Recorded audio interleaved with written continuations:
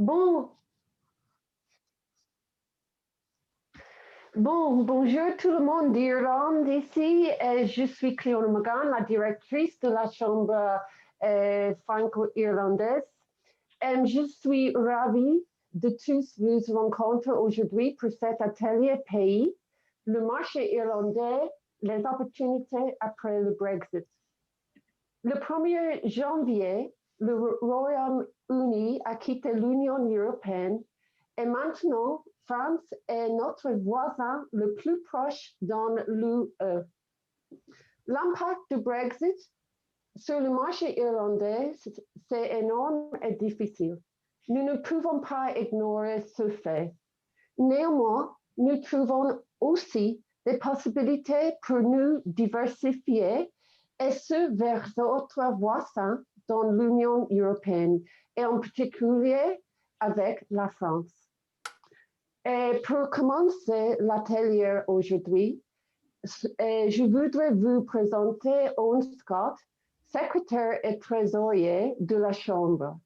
Et on va présenter le marché irlandais dans son ensemble. Après Owen, nos speakers qui représentent CCEF en Irlande, Augustin Blanc et Stella Clark, vont mener une discussion sur deux secteurs porteurs, les services financiers et pharmaceutiques.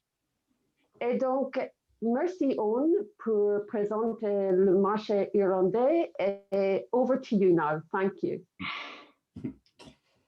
Merci beaucoup, Cléona, et bienvenue à tous et à toutes qui sont avec nous cet après-midi. Moi, je vais mettre le scène peut-être pour l'Irlande avant de passer la parole à Stella Clark pour discuter les services financiers et aussi Augustin Blanc pour discuter le secteur pharma. Ils sont les deux très intéressants avec les impacts de Brexit et comme ça, je vais assez vite avec mon présentation d'Irlande, mais c'est juste peut-être de dire des mots. Hein. On peut dire que l'Irlande, pour le moment, et malgré la situation avec Covid, on peut dire que probablement, avant la fin de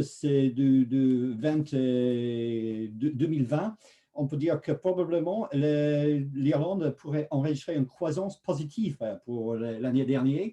Et pour cette année aussi, malgré l'impact encore de Covid, il pense qu'on peut être probablement vers zéro ou peut-être un peu d'augmentation sur le taux de croissance. C'est quelque chose, l'Irlande était à eux probablement avant ce problème de pandémie qu'on a eu la plus forte croissance en Europe et le marché irlandais reste très performant. La communauté française en Irlande, c'est une forte communauté hein, avec plusieurs qui étaient membres de la Chambre de commerce et aussi on a des gens, Augustin, Stella et moi-même, le CCE qui sont ici basés en Irlande aussi. Comme ça, il y a plusieurs qui peuvent vous assister si vous avez des intérêts pour discuter plus la possibilité de faire du business en Irlande. On peut dire le commerce bilatéral France-Irlande, on peut dire exportation de 3,4 milliards, importation de 7,6. Les slides ici sont envoyés à vous après cet événement et vous pouvez probablement le lire pour voir s'il y a des choses qui vous intéressent. Mais intéressant probablement de noter que près de 500 entreprises irlandaises sont présentes en France, à peu près 20 000 emplois. Selon le CSO, le Bureau de statistiques en Irlande, la France a été en 2018 le 5e investisseur européen en Irlande, avec 350 entreprises françaises étant implantées avec 13 000 emplois. Comme ça, l'Irlande maintenant, comme dit par Cléona, c'était le marché le plus proche, la France était le marché le plus proche à l'Irlande. C'est intéressant. Et C'est aussi probablement bien à dire que pour le EU, hein, c'est Irlande qui reste maintenant le pays avec le plus grand parleur d'anglais dans la communauté européenne. Hein. Il y a Malte aussi, mais normalement, c'est Irlande qui est prise en compte pour ça. On peut dire les avantages du marché Irlande, son anglophonie, bien sûr, hein, et aussi le voie d'accès au marché américain. Et avec un nouveau président américain qui dit qu'il, lui, il était bien irlandais, on a à ce moment un fort et bon situation amicale entre les États-Unis et l'Irlande. Et ça pourrait assister peut-être les entreprises françaises pour gagner un peu plus dans le marché américain.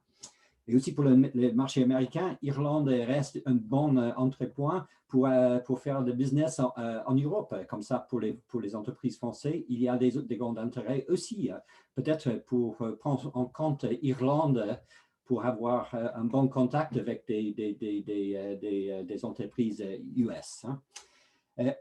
La compétitivité d'Irlande aussi, on peut dire le corporate tax rate qui était bien à 12,5. Je sais que le président de France n'était pas très content que nous avons une taxation comme ça, mais on peut dire que c'est un vrai 12,5. Ce n'était pas diminué par des autres choses et ça c'est quelque chose probablement en Europe qui est important à noter que c'est un vrai 12,5. C'est pas 2, 3, 4 qui est dit des fois par des gens qui n'aiment pas beaucoup la situation en Irlande.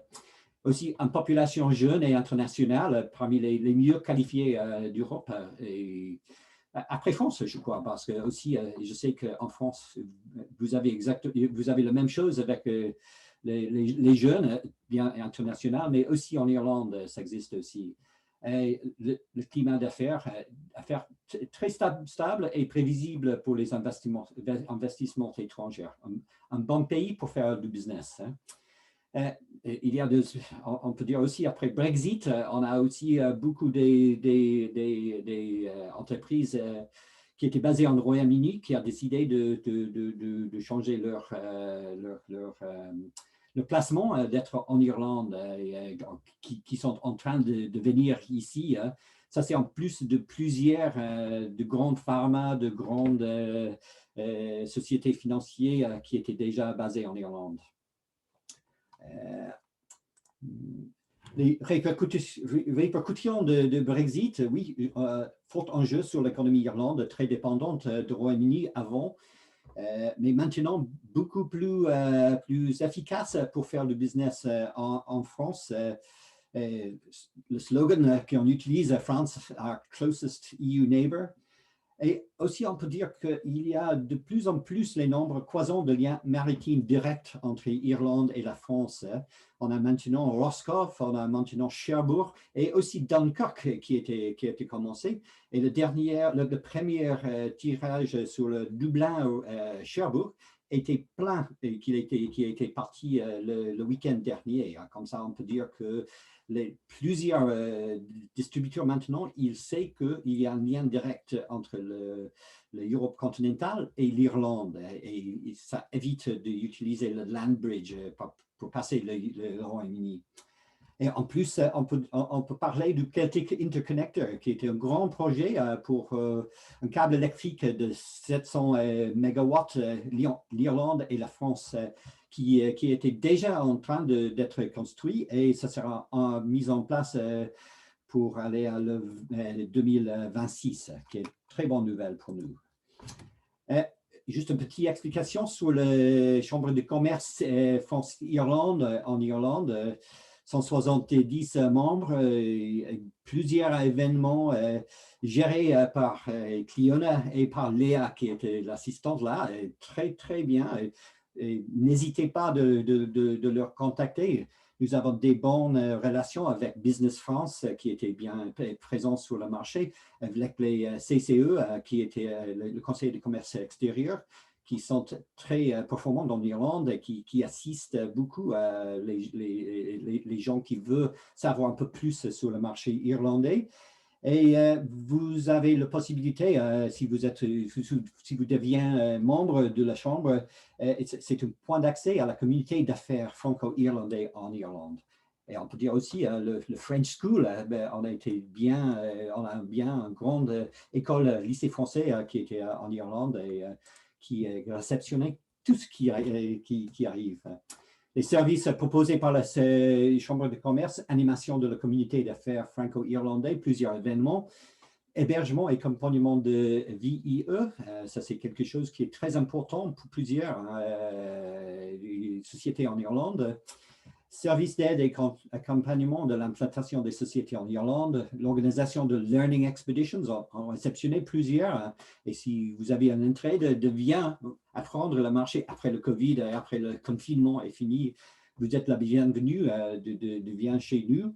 Le service de communication, il y a un bon website, il y a des bonnes newsletters qui sont envoyées par la Chambre. N'hésitez pas de contacter Léa dans notre bureau pour avoir des communications régulières avec le Chambre de commerce en Irlande. Et après, vous avez autres services en partenariat avec 160 membres qui sont dans la comptabilité, la gestion de ressources humaines, le recrutement et toutes les choses que vous avez besoin si vous êtes intéressé de bien travailler sur le marché irlandais. Mais ça, c'est pour moi. Juste une petite chose pour dire l'écosystème franco-irlandais en Irlande, et j'ai parlé un peu de ça déjà, mais nous avons l'ambassade et l'ambassadeur qui est fortement active dans le marché du business en Irlande, avec le service économique, avec le Business France, avec le conseiller de commerce extérieur. Stella était bien le président à ce moment, et Augustin, c'est le secrétaire. Vous avez le France Alumni, l'Alliance française et MEDEF qui était sur le marché irlandais aussi. Et en France, par contre, on peut dire aussi l'Embassy of Ireland en France, l'Enterprise Ireland, l'IDA Ireland et le Network Irlande, qui est notre filiale, pas notre filiale, pardon, notre partenaire en France qui fait la même chose en France que la Chambre de commerce en Irlande fait. Ils sont tous les points de contact aussi pour des gens qui sont intéressés à travailler en Irlande. Et merci beaucoup pour cette petite vite fait exploration de le marché Irlande. Et je vais vous introduire Stella Clark qui parle du service financier en Irlande. Merci Stella. Merci Owen. Je vais partager mon écran.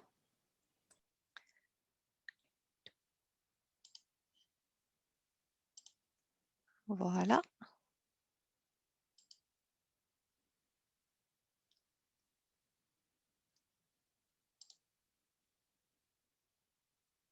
Et voilà. Merci Owen qui vient de nous présenter de façon extensive le marché irlandais. Donc aujourd'hui, moi ce que je vais faire, je vais prendre une quinzaine de minutes pour vous parler un peu plus en détail des services financiers en Irlande et des opportunités en fait qui sont liées au Brexit. Donc tout d'abord, quelques chiffres pour vous présenter en fait ces services. Donc il faut savoir que c'est un des secteurs les plus actifs en Irlande aujourd'hui. Il y a à peu près 430 sociétés financières en Irlande et 45 000 employés en 2020 dans ce secteur. Ce qui est intéressant, c'est qu'il y a la plupart des services financiers qui sont très bien représentés en Irlande et en particulier tout ce qui est gestion d'actifs. L'Irlande aujourd'hui, c'est le 3e centre de domiciliation dans le monde de fonds de gestion d'actifs. C'est également le principal domicile pour les ETF en Europe, avant le Luxembourg. Et aujourd'hui, 17 des 20 plus grands gestionnaires de fonds mondiaux sont installés à Dublin. Les raisons historiques en fait de cette installation, c'est bien sûr, comme l'a dit Owen, la langue, donc la langue anglaise, qui fait que beaucoup de fonds américains ont choisi Dublin pour s'installer. La deuxième raison, c'est clairement la taxation pour les sociétés de gestion, mais aussi une très forte richesse d'accords de double taxation qui permet en fait d'éviter une double taxation des investisseurs finaux et donc une distribution globale en fait des fonds depuis l'Irlande. Comme l'Irlande fait partie de l'Union européenne, bien sûr, tous ces fonds peuvent être distribués depuis Dublin vers les investisseurs à l'intérieur de l'Union européenne. De plus, si on regarde les trois autres secteurs financiers présents sur le marché irlandais, on a de façon assez surprenante, peu de gens le savent, mais aujourd'hui, Dublin est le premier centre global pour le leasing aéronautique. Donc, tout ce qui est leasing d'avion aujourd'hui, 65% du marché est fait à Dublin et 14 des plus grands acteurs sont présents sur ce marché-là.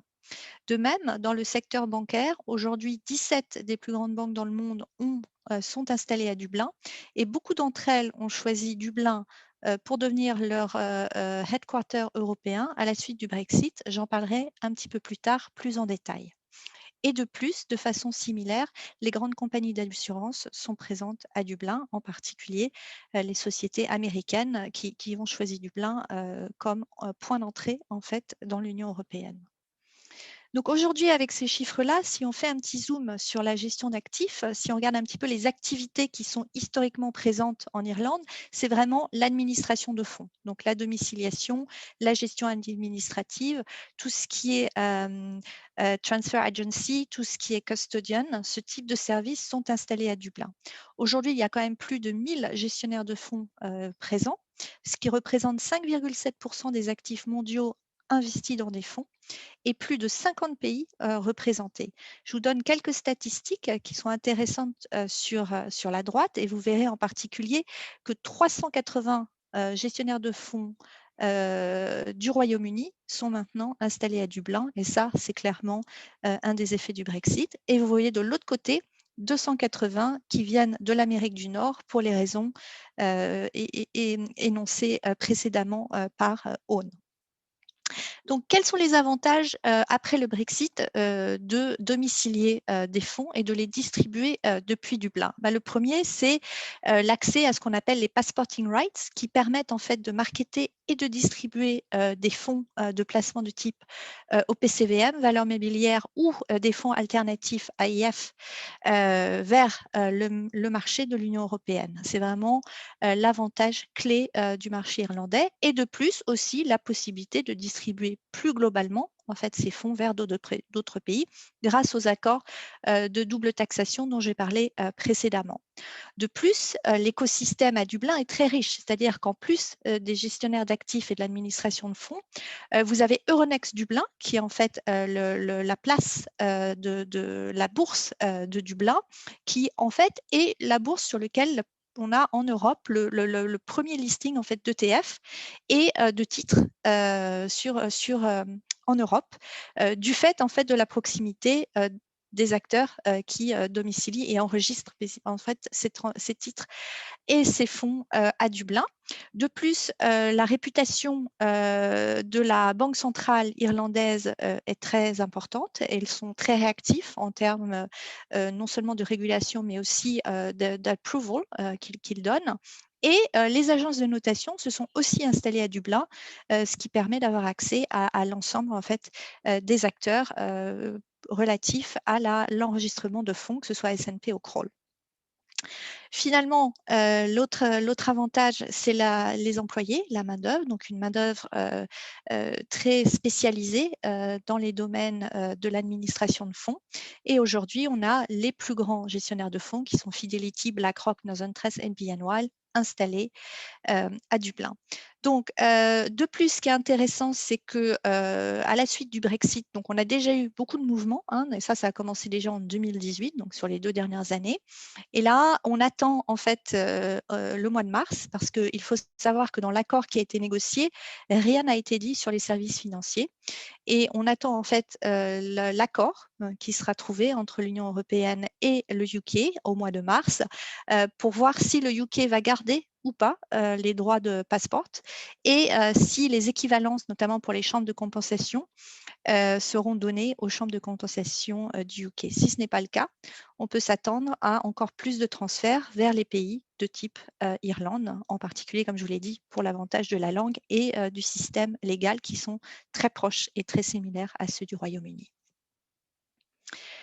Juste quelques mots pour parler en fait de Dublin en tant que centre bancaire international. Donc aujourd'hui, les plus grandes banques dans le monde sont installées à Dublin.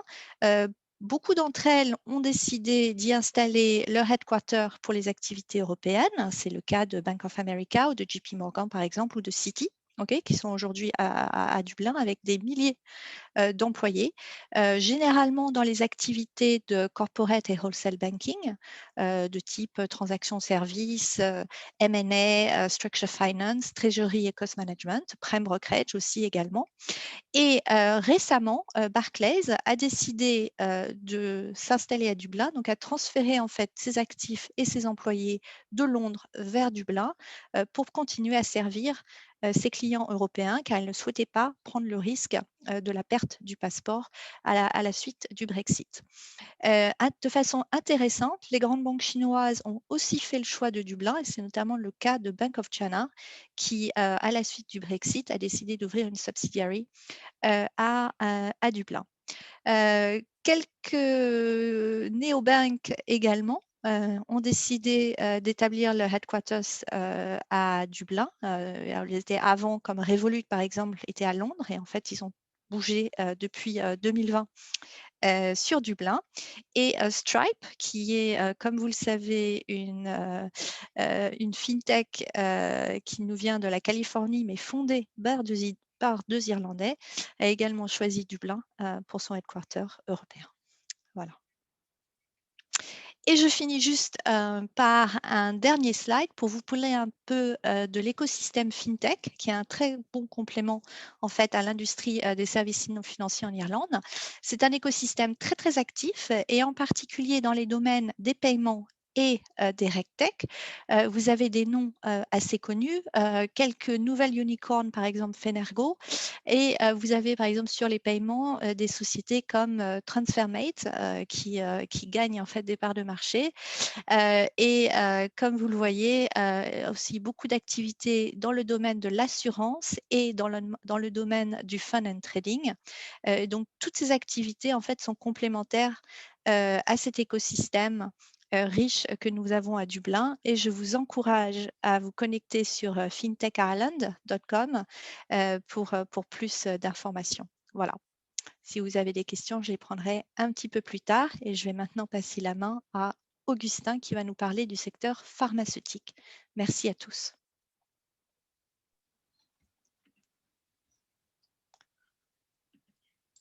Alors, bonjour à tous. Stella, il faut que tu arrêtes de présenter voilà, pour que je puisse partager mon écran. Ravi de pouvoir partager la vision de la pharma en Irlande et comment le Brexit impacte ça. Tac. Ça doit être mieux comme ça. Vous voyez bien mon écran? Ouais, c'est bon. Super. Du coup, et peut-être je vais rappeler le petit message de Cliona dans le chat. Donc, si vous avez des questions, n'hésitez pas à utiliser le chat et on prendra les questions, on répondra aux questions après. Donc, moi, je vais vous parler en fait de la pharma en Irlande et comment finalement le Brexit peut renforcer le fait que l'Irlande est une sorte de porte d'entrée de la pharma en Europe. Donc pour pouvoir faire ça un peu à l'image de ce qu'a fait Stella, du coup, de quoi parle-t-on? La pharma en Irlande, c'est plus de 80 entreprises, c'est plus de 100 sites industriels de fabrication et c'est 30 000 emplois. C'est aussi toutes les top pharma, bien sûr le top 10 des entreprises pharma qui sont présentes en Irlande, mais aussi je crois de mémoire, les 19 du top 20 des principales entreprises pharmaceutiques qui sont implantées en Irlande. Pourquoi elles sont implantées en Irlande? Parce que Je vais commencer par le bas. C'est un secteur qui est identifié comme étant stratégique pour le pays et du coup sur lequel il y a un vrai support gouvernemental au développement depuis plusieurs dizaines d'années, ce qui fait qu'aujourd'hui l'Irlande est leader en pharma grâce à ça. De la formation, initiale, mais aussi de la formation continue avec des centres de formation qui permettent d'accompagner au changement que l'on connaît dans l'industrie pharmaceutique, notamment avec les biotech ou la cell thérapie. Et ce qui fait qu'aujourd'hui, au-delà, bien sûr, des aspects financiers et taxes qui ont été évoqués précédemment sur les 12,5% de corporate tax, il y a des éléments autres qui font que l'environnement est fortement favorable, et notamment une présence d'un écosystème et d'un pool de talents qui est très, très fort en Irlande. Pour démontrer l'aspect stratégique du secteur, le secteur pharmaceutique en Irlande, c'est 80 milliards d'exportations. C'est 60% des exportations de l'Irlande qui sont représentées par le secteur pharmaceutique. Et l'Irlande est le troisième pays exportateur de produits pharmaceutiques au monde. Donc une vraie force pour ce pays-là. Les impacts sur l'industrie pharmaceutique, donc 3 impacts que je souhaitais mettre en avant, 2 impacts marché et un impact supply chain. Le premier impact, c'est… Augustin, on ne voit pas Ouais. tes slides. Ah merde. Alors, c'est gentil de le dire. On voit juste le premier, en fait, ça n'a pas bougé, en fait. Donc peut-être que tu dois repartager. Pardon. Touc. Alors, je vais essayer comme ça.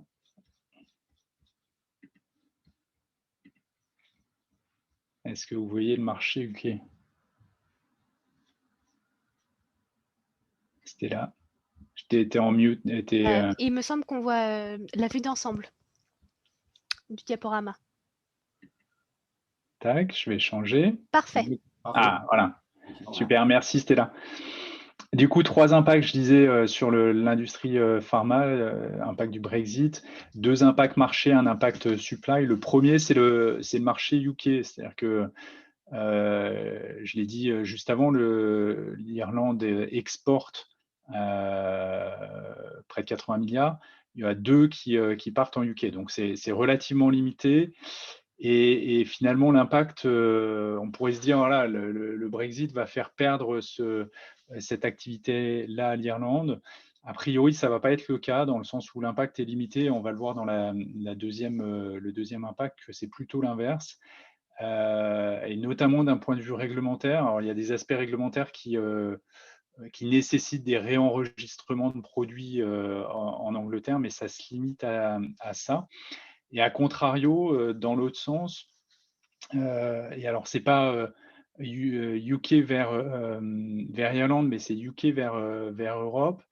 On a un marché exportateur au Royaume-Uni à hauteur de 10 milliards qui exporte vers l'Europe.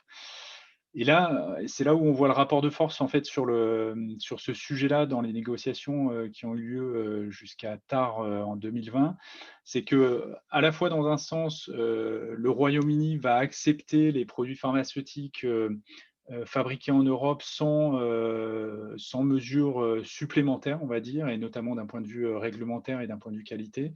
Là où l'inverse n'est pas vrai, c'est-à-dire que tout ce qui est fabriqué au Royaume-Uni à partir du 1er janvier et qui est importé en Europe, finalement, le Royaume-Uni est considéré comme un pays tiers. Et du coup, ça nécessite réanalyse, donc réanalyse dans des laboratoires d'analyse, et libération pharmaceutique. Alors, la libération pharmaceutique, pour les personnes qui ne sont pas dans le milieu pharmaceutique, c'est la libération par un pharmacien responsable qui atteste de la conformité des produits à ce qu'on appelle les bonnes pratiques de fabrication, ce qui permet d'assurer, in fine, que le produit qui est mis sur le marché et mis à disposition du patient est conforme et va bien traiter le patient et ne va pas lui faire de mal. Donc là, on voit bien finalement qu'il y a un rapport de force dans le sens où le Royaume-Uni va accepter les médicaments tels quels, avec un objectif de ne pas rajouter du coût finalement aux médicaments qui seront vendus au Royaume-Uni. Par contre, l'Europe fait l'inverse et l'Europe se dit on va considérer le Royaume-Uni comme un pays tiers, ce qui va engendrer des surcoûts, qui devront être intégrés dans le coût des médicaments et dans le coût de fabrication global de ces médicaments-là, avec un objectif probablement plus moyen terme de se dire que les 10 milliards qui sont aujourd'hui fabriqués au Royaume-Uni pourraient très bien être réintégrés dans l'Union européenne. Donc ça, c'est le deuxième impact. Et le troisième impact, qui est un impact supply chain, alors même si effectivement il y a des routes maritimes qui se mettent en œuvre entre l'Irlande et le continent, on a quand même une complexification de la supply chain qui est liée à la position de l'Irlande, qui fait que jusqu'à présent on passait majoritairement par le land bridge, donc en s'appuyant sur le Royaume-Uni. Et du coup, on a une complexification avec un choix qui doit être fait, soit un choix de maintenir finalement le transit par le land bridge avec des coûts supplémentaires, soit d'éviter le Royaume-Uni, de passer par la voie maritime la plus longue, mais ça rajoute à la fois du délai de transit, on le voit sur la petite image, là on passe de 10 heures à 20 heures au plus court, et surtout, c'est un petit peu moins fiable de par les conditions météorologiques qui impactent cette région maritime. Donc là, il y a une complexification. Je souhaitais la partager avec vous. Du point de vue de la plupart des acteurs, c'est pas quelque chose qui va être bloquant pour le développement de l'industrie et de l'économie irlandaise. Donc, quelles opportunités? Du coup, deux opportunités.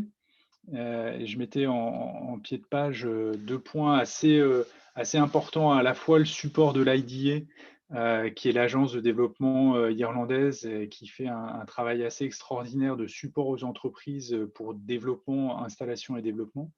Et je vais dire la langue, mais plus que la langue, la culture anglo-saxonne et la capacité des Irlandais à aller travailler, bien sûr, avec les Anglais, malgré certaines rivalités, mais aussi avec les Américains, et comme le mentionnait Eon, avec la bonne nouvelle, finalement, d'un point de vue relation avec les États-Unis, de l'arrivée de Joe Biden au pouvoir.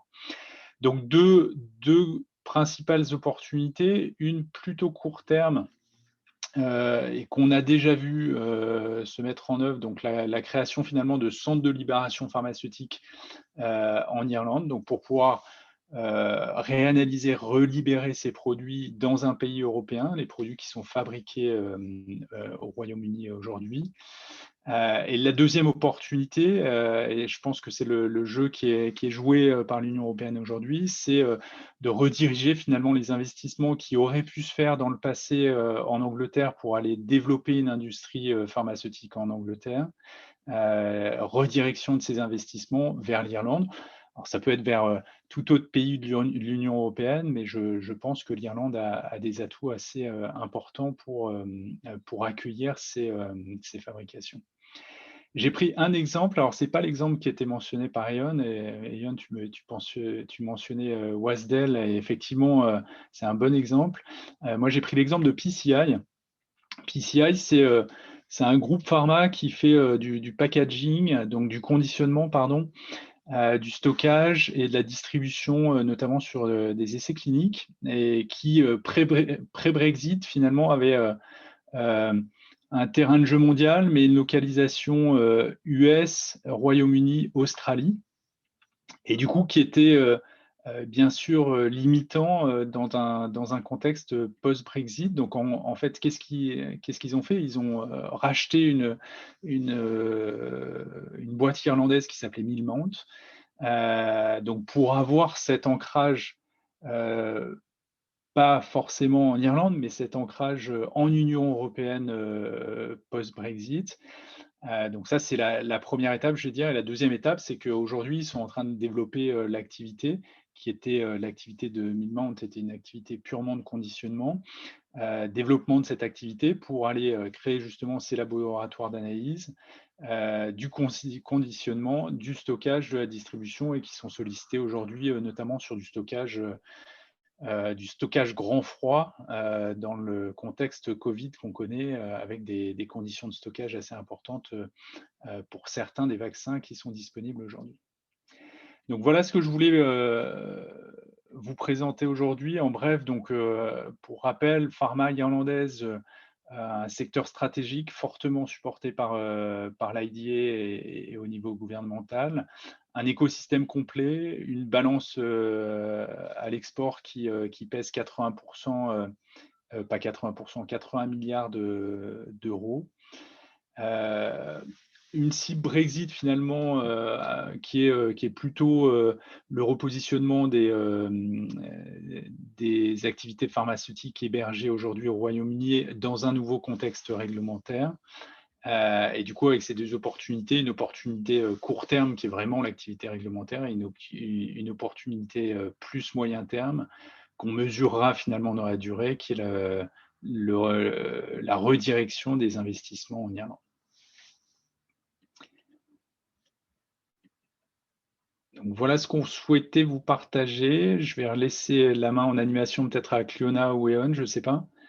Je ne sais pas si vous avez des questions. Il n'y a pas dans le chat. Merci Augustin, c'était très très intéressant. Estelle aussi, je ne sais pas, j'ai vu qu'il n'y a pas, je crois que nous avons expliqué fantastique le marché irlandais parce qu'il n'y a pas de questions dans le Q&A ou le chat. Mais peut-être, je crois que peut-être Léa, tu as une question pour nous? Il semblerait qu'on ait une question dans le chat. Cliona, si tu veux. Ah oui, merci. La CCI France-Irlande est-elle active en Irlande du Nord? Le statut particulier de l'Irlande du Nord, protocole nord-irlandais, présente-il des opportunités pour les entreprises françaises? Bon, la première partie de cette question, c'est que le CCI France-Irlande n'est pas actif dans le nord d'Irlande parce que le nord d'Irlande est la responsabilité de terroir pour la Chambre de France à Londres. C'est la première part. Et la deuxième part, c'est le statut particulier de l'Irlande du Nord. Présente-t-il des opportunités pour les entreprises françaises? Est-ce que quelqu'un voudrait répondre? Je vais prendre la question. Donc, juste pour expliquer à notre audience, dans le cadre en fait de la sortie du Royaume-Uni de l'Union européenne, le nord de l'Irlande, du fait du partage de l'île d'Irlande, a un statut particulier, c'est-à-dire que le choix a été fait de garder en fait l'Irlande du Nord dans l'Union européenne d'un point de vue, je dirais, libre-échange en fait des biens et des personnes. Donc, et de plus, il y a un certain nombre de droits qui sont acquis pour les citoyens de l'île d'Irlande, donc qu'ils soient en Irlande du Nord ou en République d'Irlande, c'est-à-dire que vous avez le droit de travailler des deux côtés de la frontière de façon libre et vous avez accès par exemple une équivalence des services de santé ou des services de retraite entre les deux. Donc de facto, c'est pour ça qu'il y a eu beaucoup de discussions sur ce qu'on appelle pousser la frontière dans la mer d'Irlande, c'est-à-dire que beaucoup en fait des checks qui vont être mis en place, qui n'ont pas en fait commencé au 1er janvier, hein, c'est-à-dire qu'en fait il y a un calendrier de mise en place à partir du mois de mars et jusqu'au mois de juillet, donc à peu près 6 mois. Et en fait, un certain nombre de checks seront faits sur les biens dans des centres, dans les ports, avant d'arriver en fait sur l'île d'Irlande. Donc de facto, l'Irlande du Nord fait partie, si vous voulez, fonctionne en fait dans les règles en fait de l'Union européenne. Donc, est-ce que ça veut dire qu'il y a des opportunités spécifiques pour les entreprises françaises? Si vous êtes implanté en Irlande, en fait, vous pouvez en fait échanger des biens avec l'Irlande du Nord de façon transparente. Donc, ça, c'est la réalité. Donc, en fait, ça fait un marché de 4,5 millions plus 1,5 million, donc 6 millions d'individus. Voilà, c'est la meilleure façon de répondre à cette question de mon côté, de mon point de vue. Merci beaucoup, Stella. Je ne sais pas s'il y a d'autres questions. Je peux peut-être ajouter quelque chose. Ce n'était pas vraiment pour le nord d'Irlande, mais je suis le directeur commercial pour une petite PME qui gère dans l'industrie de technologie. Et je peux te dire que maintenant, avant le Brexit, il est possible d'avoir des ordinateurs commandés, d'avoir le jour prochain. Hein. Mais maintenant, on peut dire que c'est le même pour plusieurs industries en Irlande. Mais j'ai fait une commande le 8 janvier. Je reste toujours à réceptionner les commandes qui étaient faites. On peut dire qu'il y a maintenant un vrai délai entre la commande et la livraison des choses du Royaume-Uni en Irlande. Et ça représente pour moi une opportunité pour les distributeurs français. Malgré le fait que, comme le slide d'Augustin, qu'il y a sur le lien maritime, il y a un petit retard par rapport au land bridge, mais on peut dire que les problèmes de papier douanier dans le Royaume-Uni, ça met maintenant un grand négatif sur la charte des choses du Royaume-Uni en Irlande. Comme ça, je suis sûr qu'il y a pas mal des business en Irlande qui cherchent une nouvelle possibilité de faire business en France, avec la France. Une opportunité pour la France, j'espère. Merci, Youn. Je voudrais ajouter aussi que nous allons parler sur le topic de Brexit le 4 février, la semaine prochaine, surtout sur les routes nouveaux qui est possible pour meilleur le trade and investment entre l'Irlande et la France. Tout le monde ici est bienvenu aussi. Merci. Est-ce qu'il y a d'autres questions? J'ai pas plus ici. Bon. OK, donc je crois que c'est pour maintenant, c'est tout qu'on peut partager aujourd'hui.